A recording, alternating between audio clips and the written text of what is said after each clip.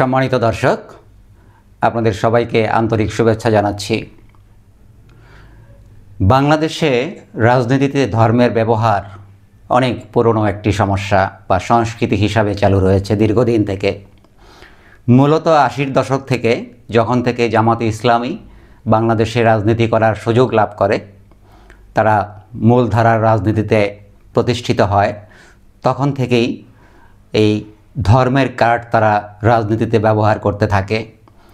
তারা মানুষকে, আমাদের দেশের যে সাধারণ ধর্মপ্রাণ মানুষ যারা নিয়মিতভাবে ধর্ম প্রতিপালন করে থাকেন, যা রাজনীতির বাইরে, সেই সাধারণ ধর্মপ্রাণ মানুষদেরকে নানা প্রলোভন দেখিয়ে তাদের কাছ থেকে ভোট নেওয়ার প্রচেষ্টা, তাদেরকে ইসলামিক কার্ড খেলার মাধ্যমে তাদেরকে বেহেশতে যাওয়ার প্রলোভন দেখিয়ে জামাতে ইসলামী দীর্ঘদিন থেকেই এই কাজটি করে আসছিল।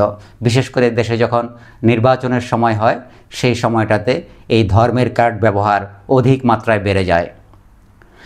জামাতে ইসলামী একটি ইসলামী ধর্মভিত্তিক সংগঠন, তারা সেটা করতেই পারে। সেটা আমরা যেভাবেই বিচার করি না কেন, তাদের জায়গা থেকে হয়তো তারা সঠিক বলেই মনে করে, কারণ তারা যেহেতু ইসলামী রাষ্ট্র প্রতিষ্ঠা করার স্বপ্ন দেখে, তারা যেহেতু শরিয়া আইন কায়েম করার স্বপ্ন দেখে, সেই কারণে তাদের জন্য এটা হয়তো অনেক কিছু দোষের না তাদের বিচার দৃষ্টিকোণ থেকে দেখলে। কিন্তু আমরা যদি সামগ্রিক দৃষ্টিকোণ থেকে দেখি, তাহলে নিশ্চয়ই রাজনীতিতে ধর্মের ব্যবহার অত্যন্ত দোষণীয় একটি কাজ। তো আজকে আমি মূলত জামাতে ইসলামের ধর্মের কার্ড নিয়ে কথা বলতে চাচ্ছি না। আমরা দেখতে পাচ্ছি সাম্প্রতিককালে বিএনপি জামাতের এই ধর্মের কার্ডকে ব্যবহার করার বিরুদ্ধে এক ধরনের প্রতিযোগিতায় নেমেছে। তারা নিজেরাও এখন মনে করছে যে রাজনীতিতে যদি ধর্মকে ব্যবহার করা যায়, মানুষকে, সাধারণ যারা ধর্মপ্রাণ মানুষ, তাদেরকে যদি ধর্মের দোহাই দিয়ে ভোট নেওয়া যায়, তাহলে হয়তো তারা জামাতের থেকে এগিয়ে থাকবে। একই কাজ আওয়ামী লীগ করেছে। আওয়ামী লীগ যখন দীর্ঘ 16 বছর শেখ হাসিনার এই সরকার ক্ষমতায় ছিল, আমরা লক্ষ্য করেছি তারা একদিকে যেমন জামাতে ইসলামের বিরুদ্ধে জামাতকে জঙ্গি সংগঠন হিসাবে আখ্যায়িত করেছে, অন্যদিকে আবার হেফাজতে ইসলামের সাথে সখ্যতা গড়ে তুলেছে। হেফাজতে ইসলামের জনসভায় গিয়ে কওমি জননী উপাধি পর্যন্ত নিয়েছে। সুতরাং ধর্মের খেলা তারাও খেলেছে। এখন যেহেতু আওয়ামী লীগ মাঠে নেই, রাজনীতিতে অনুপস্থিত, সুতরাং বিএনপির অনেক বেশি প্রাসঙ্গিক। আমরা জানি, কিছুদিন আগে শুনেছি বিএনপির যিনি মহাসচিব মির্জা ফখরুল ইসলাম আলমগীর, তিনি একটি জনসভায় পাবলিকলি বলেছিলেন তারা ধর্মের কার্ড রাজনীতিতে ব্যবহার করবেন না, বরং তারা রাজনীতিকে রাজনীতি দিয়েই মোকাবেলা করবেন। কিন্তু তার সেই কথার সাথে বিএনপির অন্যান্য যারা নেতা রয়েছেন, তাদের কথার মিল আমরা খুঁজে পাচ্ছি না। আমরা দেখতে পাচ্ছি তারা বরং ধর্মের কার্ড সামনে নিয়ে আসছেন। অতি সম্প্রতি বিএনপির স্থায়ী কমিটির সদস্য জনাব সালাউদ্দিন আহমেদ, তিনি একটি ইসলাম ভিত্তিক জনসভায় সোহরাওয়ার্দী উদ্যানে সেখানে আমন্ত্রিত হয়ে গিয়েছিলেন এবং তিনি ঘোষণা করেছেন যে সংবিধানে তারা যদি ক্ষমতায় যায়, তাহলে সংবিধানে তারা আল্লাহর উপর অগাধ বিশ্বাস এবং আস্থা, এই বাক্যটি তারা আবার নতুন করে সংযোজন করবেন। এটি এক সময় ছিল, আওয়ামী লীগ সরকার এসে এটিকে বাতিল করেছিল। এর আগে আমরা এরশাদ সরকারকে দেখেছি সংবিধানে বিসমিল্লাহির রহমানির রাহিম উনি যুক্ত করেছিলেন। তো এখন বিএনপি চাচ্ছে আল্লাহর উপর আস্থা এবং অগাধ বিশ্বাস স্থাপন করবে।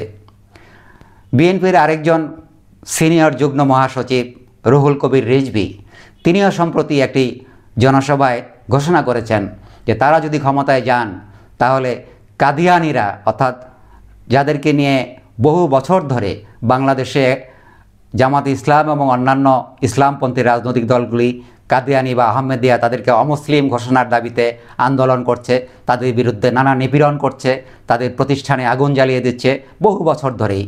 তো রিজভী সাহেব বলেছেন তারা ক্ষমতায় গেলে সংসদে গিয়ে আলেম ওলামাদের সাথে নিয়ে পরামর্শ করে কাদিয়ানিরা মুসলিম কি মুসলিম না সে বিষয়ে সিদ্ধান্ত দেবেন।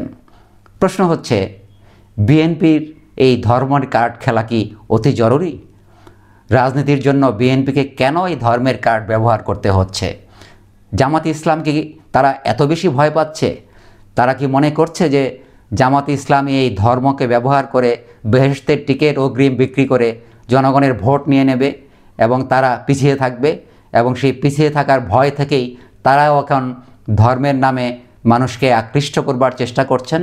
এটি সত্যি একটি ভয়ঙ্কর খেলা। বিএনপি বা বাংলাদেশ জাতীয়তাবাদী দল তারা একটি মুক্তিযোদ্ধার দল। আমরা জানি এবং অনেকেই বলে থাকেন বা এটি সত্য যে আওয়ামী লীগ নিজেদেরকে মুক্তিযোদ্ধার দল দাবি করতেন, কিন্তু বিএনপিতে প্রকৃতপক্ষে আওয়ামী লীগের চেয়েও মুক্তিযোদ্ধার সংখ্যা অনেক বেশি। বিএনপির যিনি প্রতিষ্ঠাতা জিয়াউর রহমান সাহেব, তিনি ছিলেন একজন সেক্টর কমান্ডার, তিনি একজন বীর প্রতীক খেতাবপ্রাপ্ত মুক্তিযোদ্ধা। অতএব এই ধরনের একটি মুক্তিযুদ্ধের দলকে কেন ধর্মের কার্ড খেলতে হবে শুধুমাত্র নির্বাচনে ভোট পাওয়ার জন্য, সেটি আসলেই খুবই আমাদেরকে আশ্চর্যান্বিত করে। এবং যুগে যুগে প্রমাণিত হয়েছে, বিশেষ করে বাংলাদেশে গত 50 বছরে প্রমাণিত হয়েছে যে ধর্মকে ব্যবহার করে রাজনীতিতে, ধর্মকে ব্যবহার করে ক্ষমতায় যাওয়া যায় না।